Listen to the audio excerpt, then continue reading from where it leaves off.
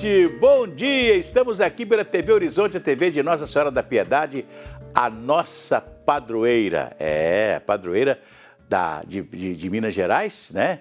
E da nossa Arquidiocese de Belo Horizonte, que chegou ao centenário. É isso aí. Um abraço para você, minha amiga dona de casa, companheira de todas as manhãs, recebendo o nosso abraço e o desejo de paz e de alegria. Pois é, nós estamos chegando hoje à primavera. Interessante é que eu sempre questionei essas estações do ano, principalmente aqui em Minas Gerais, porque a gente nunca tem uma estação definida. Como é que você tem uma estação do ano, por exemplo, no Nordeste? No Nordeste tem calor e chuva, e não tem frio, né? Não tem inverno. Lá no Nordeste, quando chove, eles falam assim, invernou. Nós estamos no inverno. O inverno lá é sinal de chuva. Inverno, para nós, seria frio, né? Frio, igual temos aqui no sul do país, tem neve e etc e tal, né? Em alguns países, né? Você vai, por exemplo, na América do Norte, lá no leste americano, o inverno lá é com muita neve, né? Por isso que o Natal que nós conhecemos, né? É aquele Natal de neve, de boneco de neve, de trenó e etc e tal, né? O Natal brasileiro é bem diferente, não é verdade? Né? Eu gosto de ver o Natal brasileiro, porque o Natal brasileiro, por exemplo, lá na região, na Europa, né, você toma vinho, porque o vinho, no frio, o vinho aquece. Né? Aqui não. Como é que você vai tomar vinho no calorão? O Natal aqui é em pleno verão, não é verdade? Aliás, para falar sobre tempo, nós estamos aí vivendo, né, um momento muito difícil em todo o país, com as queimadas que eu tenho para mim que as queimadas são promovidas por pessoas que vão lá e colocam fogo nas matas. Eles dizem que pode ter um espelho, que o sol, que não sei o quê, não sei o quê. Olha aqui, nem mesmo o cigarrinho, esse cigarrinho que você joga no chão, eu tenho a impressão que ele provoca esse incêndio todo aí. Eu não acredito nisso não. Porque eu já fumei também, julgava que se o cigarro queimava, eu pagava. Né? Nunca pegou um fogo num mato. Eu já experimentei isso, jogar uma baganinha de cigarro e ficar esperando, ver se pega fogo. Não pega fogo de jeito nenhum. Né? Agora, quando o sujeito vai lá com a mão e vai lá e coloca fogo, aí sim. Né? E nós estamos vivendo um problema sério. Né? As cidades estão todas enfumaçadas pelas queimadas. E está todo mundo pedindo chuva. Né? Eu tive momentos aqui em Belo Horizonte que nós não tínhamos essas queimadas loucas de hoje, que nós fizemos seresta na Praça da Liberdade até dezembro, porque não tinha chuva. Né? Então, no ano de 1947, nós tivemos uma seca no país que os rios secaram, como agora. 47, nós não tínhamos. 47 ainda tínhamos um meio ambiente bonito, gostoso, maravilhoso. Né? Tem sempre, eu lembro que eu era menino e na Nova Esperança, onde eu nasci, o cruzeiro, nós tínhamos um cruzeiro lá na Nova Esperança, onde tem a Capelinha de Santa Luzia, tinha um cruzeiro lá, e tinha um cruzeiro também no bairro do Caiçara, quando não tinha o bairro todo ali, tinha um cruzeiro lá, né? E as mulheres, naquela época, com lata d'água na cabeça, iam cantando músicas religiosas, levando a lata d'água para jogar no pé do cruzeiro, para chamar chuva, porque tinha seca. Isso aí eu convivi com isso desde menino, né? Só que nós não tínhamos agressões ao meio ambiente como temos hoje. E aí eu pedi ao Rui Branco, que é um grande meteorologista, né? Foi professor da Católica na área de meteorologia, que ele falasse com a gente um pouquinho a respeito do tempo que nós teremos nesses próximos dias. Rui Branco. O inverno foi marcado por valores extremos em Minas Gerais. Mês de julho bastante frio, com temperaturas negativas nas regiões sul, oeste, triângulo, com ocorrência de geadas, e a partir de agosto com a atuação de uma grande massa de ar quente. São esses dois fenômenos que acabaram dificultando a formação de ocorrência de chuvas. Já não temos chuvas significativas desde o início do outono aqui em Minas Gerais. Estamos prevendo aí uma primavera sob o efeito do fenômeno Laninha, esse azul que aparece. E o Laninha significa poucas chuvas aqui no estado de Minas Gerais. Agora em outubro esse azul mostra que são temporais isolados que devem ocorrer aqui no estado de Minas Gerais. No mês de novembro chove forte nas regiões oeste, sul e Triângulo, mas principalmente no Triângulo Mineiro, no norte, nordeste de Minas, não há previsão de chuvas significativas. Também no Vale do Aço não há previsão de chuvas significativas. E no mês de dezembro, as chuvas deverão ocorrer com maior intensidade nas regiões norte, nordeste e leste do estado. Na próxima semana já começa a chover aqui em Minas Gerais. São pancadas isoladas, mas chuvas significativas do estado somente devemos esperar a partir do mês de novembro. Pois é, novembro. Eu lembro que o mês de outubro é o mês do plantio, porque vem as primeiras chuvas, né? A terra já está preparada para o plantio, principalmente de milho e feijão, né? E outras culturas no Brasil. E você vê as primeiras chuvas e você faz o plantio. Eu não sei como é que vai ser esse plantio agora no mês de outubro, porque o Rui Brand disse aí, e nós não deveremos ter aquela chuvinha que cai no mês de outubro para molhar a terra, para dar condição para o plantio. Plantio de milho e de feijão, principalmente o chamado feijão das águas, né? Infelizmente, não vamos ter essa água com abundância. Vai chover em dezembro. Aliás, o Rui Brand falou comigo o seguinte: nós vamos ter nos anos 23, 24 e 25 anos de muita chuva. Ó, para você ver, hein? 23, 24 e 25, então está faltando. Eu sei que eu tenho uma coisinha aqui na cidade de um terreninho aqui na cidade de Pedro Leopoldo, e lá tinha uma lagoazinha. A gente criava até peixe lá. De repente, nos anos 13, 14, 15, 16, houve uma seca completamente, não choveu como se esperava. E o que aconteceu? As lagoas secaram, né? As cisternas secaram, tudo secou, felizmente, né? Então nós temos que saber segurar aí, gastar menos água, né? Gastar luz também, economizando. Na minha casa é assim, se eu saio de um cômodo, eu apago a luz, né? Não deixo luz acesa à toa, né? E faço o possível para não gastar muita água, né? Gastando água com racionalidade, é o que temos que fazer. Se a criança acordou, dorme, dorme, menina, tudo calmo ficou, mamãe tem Auricedina. Auricedina é um antisséptico, né? É um antisséptico que você usa no ouvidinho da criança, do adulto também, né? Tem até aquela musiquinha que eu cantei para vocês que fala assim: dorme, dorme, menina, com Auricedina. Você vai encontrar em todas as farmácias e drogarias. Se persistirem os sintomas, o médico deverá ser consultado. Auricedina. Pois é, o presidente Bolsonaro falou ontem lá na ONU. Aliás, é tradição o presidente brasileiro abrir, né, a conferência anual da ONU com um discurso, né?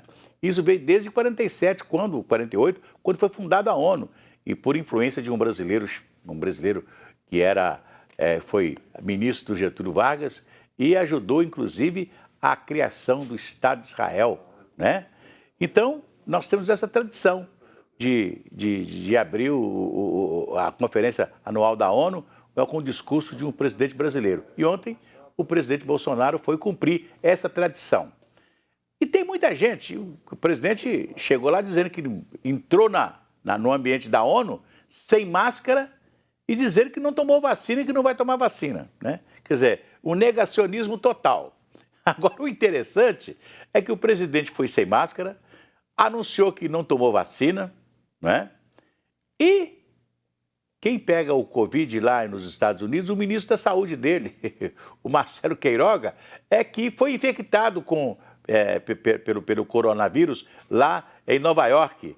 E a Anvisa está recomendando a toda a comunidade, a todo o pessoal que acompanhou o presidente Bolsonaro para ficar de quarentena. Eu não sei se é de quarentena lá, o ministro vai ter que ficar de quarentena num hotel em Nova York, né? Naturalmente, 14 dias pago lá pelo governo brasileiro, para ficar lá quietinho e tal, porque não vai poder sair de lá, né? Vai ter que se comunicar com o Brasil, dar as ordens, a coisa toda, mas ficar lá em Nova York, né? Porque não pode sair de lá, até porque as autoridades sanitárias da cidade de Nova York não vão deixar que ele saia de lá, né? Agora, não sei se os outros que vieram com o presidente vão ter que ficar em quarentena aqui, porque, afinal de contas, tiveram contato com o ministro da Saúde, o Marcelo Queiroga, né? O interessante, não é? O presidente foi lá, fez um discurso, falou que não usa máscara, que nunca vai usar máscara, falou que não tomou a vacina, e quem quem foi ter coronavírus foi o seu ministro da Saúde, que disse que tomou as 2 doses da vacina e estava de máscara. Quer dizer, mesmo que eu sei que tem muita gente aí xingando hoje o presidente Bolsonaro, né, pelo que ele falou e tal, e etc., que ele falou mentira, que ele não falou verdade, que é isso, que é aquilo e tal. Mas e aí? Como é que faz, né? O presidente foi sem máscara, disse que não tomou vacina, não teve nada. E o seu ministro da Saúde, que tomou as 2 doses da vacina e que usou máscara, teve o problema da coronavírus, né? Interessante isso, né? Mas a maioria dos comentaristas, observadores políticos, né, estão condenando hoje a fala de Bolsonaro, né? Ele falou para toda a comunidade internacional, né, na abertura dessa conferência anual da ONU, que é realizada em Nova York.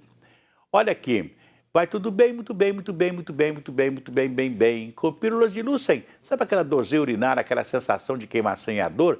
Pílulas de Lucem, pílulas de Lucem, são antissépticas das vias urinárias e você vai encontrá-la em todas as farmácias e drogarias da cidade. Pílulas de Lucem. Pois é, enquanto o presidente vai a Nova York, fala que que não vai usar máscara e que não tomou vacina, a vacinação continua aqui no Brasil, especialmente em Belo Horizonte. E nós já vamos começar com autorização do ministro Lewandowski, né, do Supremo Tribunal Federal, nós já vamos começar a vacinar os jovens, né, os adolescentes de 12 até os 17 anos, porque os de 18 anos já estão tomando a vacina, né? E devagarinho, o Brasil vai ser vacinado, se Deus quiser. Nós tivemos aí, desde o ano passado, com o problema do coronavírus, né? Com essa pandemia, os velhos, as pessoas idosas, foram muito sacrificadas. Os cuidados para manter longe o coronavírus permanecem. Mas graças à vacinação contra a Covid, muitos idosos já se sentem mais seguros para retomar pelo menos parte das atividades físicas e de lazer e de socialização também, muito importantes para a manutenção da saúde, do corpo e da mente, né? Aliás, sobre isso, a Gabriela Assis tem uma matéria para a gente aqui. Fala, Gabriela. A Débora faz ginástica para o cérebro há 2 anos. Por causa da pandemia, as aulas passaram para a modalidade virtual, mas agora voltaram presencialmente. Me ajudou muito. Quando eu vim para cá, eu estava saindo de um processo de depressão. Isso aqui favoreceu minha socialização, o raciocínio, sabe? Tira a gente do foco, né? E, assim, eu estou outra pessoa, muito feliz e ativa, né? A Maria Conceição começou a fazer atividades cognitivas durante a pandemia. Em pouco mais de 1 mês, ela já vê a diferença. Antes, eu dou até como exemplo, às vezes eu me deslocava da sala e ia até o quarto para buscar determinada coisa. Quando eu chegava lá, eu me lembrava, ficava, eu vim fazer o quê? Vim buscar o quê? Aí, hoje eu já percebo que se eu vou até lá, eu sei o que eu vou fazer. Segundo a Sociedade Brasileira de Geriatria e Gerontologia, atividades do dia a dia podem ajudar a melhorar a qualidade de vida dos idosos e amenizar problemas de saúde. Manter-se ativo, sempre fazer alguma atividade que seja do seu dia a dia, de um hobby, ou fazer uma receita, né? A paciente gosta de cozinhar, fazer uma receita diferente, para que nessa receita eu envolva uma medida diferente, um bolo, biscoito, qualquer uma dessas atividades em que eu dou um estímulo novo é extremamente importante para eu fazer novas conexões, ativar algumas que estavam ali desligadas e isso manter o cérebro ativo. A interação social é um dos elementos determinantes para o desenvolvimento cognitivo das pessoas com mais de 60 anos. A gente precisa de uma serotonina, que é a do bem-estar, para a gente ter vontade de fazer as coisas, a gente levantar de dia e falar assim, ter esperança, foco na esperança, porque tudo está passando, né? Hoje a gente está retomando e a gente vai precisar continuar alerta, mas temos que continuar vivendo, continuar e fazendo o melhor que a gente pode. Pois é, eu sempre gosto de fazer uma caminhada, né? Ontem mesmo eu fiz uma caminhada da Praça da Savassi, fui até ao Parque Municipal ali na Avenida Afonso Pena. Fui tomar um táxi ali na Afonso Pena. Quer dizer, fiz uma boa caminhada. Caminhar é uma das coisas melhores que temos. Hoje, por exemplo, as pessoas estão presas dentro de um apartamento. Antes, todo mundo ficava num lote. No lote você podia ter um canteiro de verdura, um canteiro de jardim, que você, minha amiga dona de casa, poderia estar ali, né, naturalmente, se agachando, com uma pequena enxadinha, fazendo um trabalho manual e etc. Você estava com o corpo em movimento. Aliás, uma coisa interessante, vocês já sentiram que o homem morre muito mais primeiro do que a mulher? Porque a mulher, ela pode se aposentar no trabalho dela, mas ela continua ativa. Ela levanta cedo, ela arruma a casa, ela faz comida. E tem muitas mulheres que têm aquele prazer imenso de ir para a cozinha para fazer uma receita diferente. E hoje, né, com a internet, hoje é fácil, você entra, você faz um prato diferente, né? Tem gente que não está comendo carne, porque nós não podemos... o preço da carne está um absurdo, né? Então tem pessoas que não estão comendo carne. Então, olha na internet, né, pelo telefone mesmo, você acessa, vê lá uma receita que não precisa de carne, né? E você faz uma comida gostosa, sem a necessidade de ter carne todos os dias. Tem pessoas que tiraram a carne vermelha, né, como um peixe, ou mais ou menos um pedaço de frango e tal, né, porque tiraram a carne vermelha, a carne de boi, a carne de porco da sua dieta, não é verdade? E as mulheres, como têm muita atividade, naturalmente, muitas, né, sobrevivem melhor. Então eu sempre faço essa estratégia de andar. Se eu não posso caminhar, levantar cedo, fazer uma caminhada e etc. tal, no meu dia a dia eu faço as coisas caminhando, né? Não vou pegar carro para ir na padaria, não vou pegar carro para ir ao banco, eu faço a pé, vamos tudo a pé. Isso é importante na vida da gente, né? Aliás, um estudo publicado em um periódico da Academia Americana de Neurologia revelou que atividades simples, como eu estou dizendo, podem atrasar em 5 anos o princípio da doença de Alzheimer. O André Cristino fala conosco. André. Imagine se esquecer de tudo o que viveu ao longo da vida. Esta é a realidade de quem sofre com o Alzheimer. A doença de Alzheimer é a mais frequente, a mais comum doença neurológica degenerativa. Então, é uma doença que afeta o cérebro, causando uma degeneração, uma perda das células nervosas. E esse é um processo lento que ocorre ao longo de muitos anos, vai ocasionando uma perda de células nervosas, como eu disse, e tem diferentes fases. Um estudo publicado na revista da Academia Americana de Neurologia apontou caminhos para se adiar o Alzheimer. Participaram do teste 1.978 pessoas com mais de 80 anos. Após 7 anos, 457 delas desenvolveram a doença. Aquelas que praticavam atividade de estímulo cerebral foram diagnosticadas em média aos 94 anos. Os que se mantinham inativos tiveram a doença aos 89. Jogos de cartas, jogos de tabuleiro, jogos que demandam estratégia, palavras cruzadas, dançar, tocar um instrumento musical. Então, existem inúmeras atividades que podem ser incluídas aí. E a prática desse tipo de atividade, né, não é que ela impede o desenvolvimento da doença de Alzheimer, mas ela consegue retardar o início dos sintomas. Os cientistas sugerem que o atraso de 5 anos no aparecimento do Alzheimer se deve à manutenção da atividade cerebral na velhice. Hábitos adotados na infância ou adolescência podem ser fundamentais para que a vida na terceira idade seja bem aproveitada. Pessoas com nível educacional, com escolaridade mais baixa, têm maior risco de desenvolver demência quando idosas. E essa escolaridade, na imensa maioria das pessoas, é adquirida no início da vida. Mas isso é um marcador de um desenvolvimento de uma atividade cognitiva muito diferenciada ao longo de toda a vida da pessoa. Então, veja que você pode falar que o ideal seria uma pessoa ter uma ótima escolaridade, ao longo da vida depois praticar essas atividades de forma contínua, idealmente ter no seu próprio trabalho, que é uma atividade que consome uma boa parte do nosso dia a dia, atividades cognitivamente demandantes ou estimulantes. Então, é ao longo de toda a vida.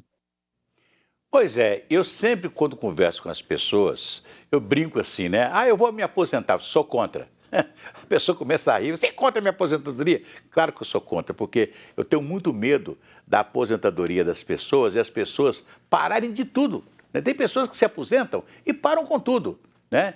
Eu, por exemplo, vou dar aqui o exemplo de um amigo meu, que foi gerente de banco, e aquele negócio todo, e tal, depois teve uma lotérica, né? E a lotérica, ele se aposentou e foi mexer com a lotérica. Depois ele achou que a lotérica estava dando muito trabalho e vendeu a lotérica e ficou à toa, né? No primeiro mês, ele pintou a casa, ele reformou o jardim, ele fez coisas dentro de casa, tomava cervejinha, coisa que ele não tomava antes, porque antes não dava tempo, ele estava trabalhando.